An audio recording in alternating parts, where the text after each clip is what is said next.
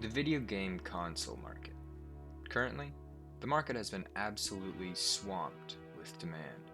The Nintendo Switch? Out of stock. You couldn't reliably get one until a year after its initial release, longer if you wanted the version with the specific colored Joy-Cons.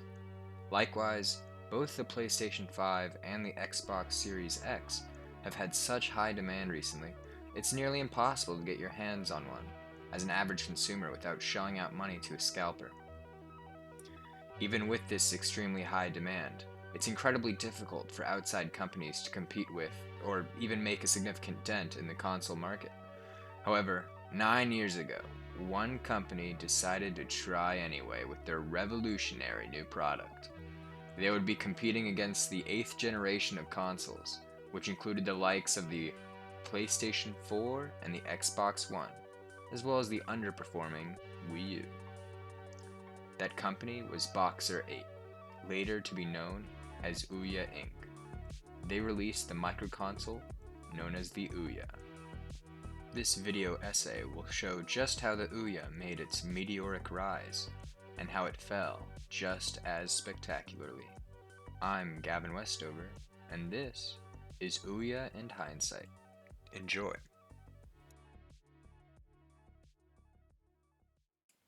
The Ouya began its sad little life in 2012 as a Kickstarter campaign, hoping to raise $950,000. They ended up raking in a little over $8.5 million. They marketed the console as a new kind of video game console, which, to be fair, it was. It was significantly smaller than its competition, at just a 3 by 3 by 3 inch cube. Running off an Android-based system, the Ouya marketed itself to game developers as easier to code than its competition. The Ouya was to be sold at $99 for the console, along with one controller, while extra controllers were to be sold at $50 a pop. While this seems pricey, the micro console undercut competitors significantly, as the PS4 and the Xbox One at the time were priced around $300. They also prided themselves on offering free trials of other games before having to buy them. It sounds all nice and good, so where did it go so horribly wrong? For starters, Kickstarter campaigns rarely produce anything worthwhile. Triton! Fontus! So the fact that that's how the Ouya got its start was already a massive red flag. The Ouya was attempting to break into a market that didn't want it, and barely knew about it in general. It was released on June 25th, 2013, just after the Wii U's release in November of 2012, and right before the PS4's and the Xbox One release in November of 2013. Sandwiched between these juggernauts of the industry, the small cube that could barely call itself a console was basically doomed to fail. That small crowd who did want the Ouya and paid to create it on Kickstarter were also disappointed. The product itself was seen on store shelves before the Kickstarter backers would get to see it. Shipping delays also disappointed those who pre-ordered the console even more. Even with an $8.5 million budget, it seemed to be squandered. The design of the controller, while it looked well thought out on paper, was uncomfortable to the user in practice. It was shoddily made, the buttons would get stuck, the D-pad was stiff, and the control sticks noticeably wore down after just hours of use. Some controllers straight up didn't work, and their connectivity to the systems themselves were slow, causing a significant amount of lag between inputs. To make matters worse, the Ouya team cut corners to cut costs. The Wi-Fi chip in the system often did not work well, causing the user interface to be slow and laggy, sometimes taking several minutes just to load the cover of the available games to play. About those games, there weren't many. Most of the games that they did have were low quality, as they were rushed by developers.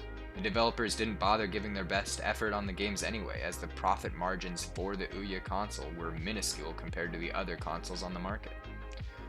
Of the very few games that did find slight success on the Ouya, found themselves finding more success on other consoles once their relatively short exclusivity period on the Ouya ran out. Furthermore, Ouya Inc. made promises that would never be fulfilled. In the pre-release marketing, they showed Minecraft, a popular game that surely drew thousands into buying the Ouya, yet it somehow never made it to the console. They also showed a slick, functional user interface. You can probably guess where that leads. The UI was neither slick nor well functioning. Believe it or not, there are even more issues that I won't be able to get around to. Though the last issue I felt was important enough to share with you concerned itself with the promotion of the console, to specify one ugly interview with the founder, Julie Ehrman. Take a look at some of the highlights. When Topolsky asked Julie Ehrman, is there a game that you feel like is going to be the game yet that brings this to when people see it, they're like, oh, I'm going to spend the $99 because I have to play this game? she looked off stage and she was like, what's the name of the one that I was playing? Stalagmite. There is nothing special about this board. Nothing. Like, nothing, right? By the way, you don't hear a lot of people when they're promoting their product Say pick that it up anyone and of you pick it can up go and say make it. there's nothing special There's about nothing. this. How many have you sold? A lot.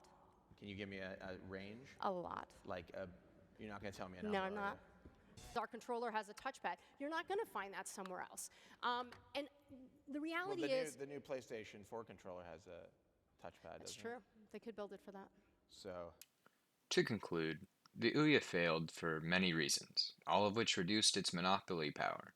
It would be discontinued just 2 years after its release in 2015, and its servers would shut down permanently in 2019. Thank you for watching. I'm sure you're wondering, Gavin, why didn't you do this project on the arguably bigger failure, the Soulja Boy game console? Trust me, I was about to, but it's just low-hanging fruit, the lowest, most succulent fruit around. It would have been too juicy, too easy. I needed a challenge.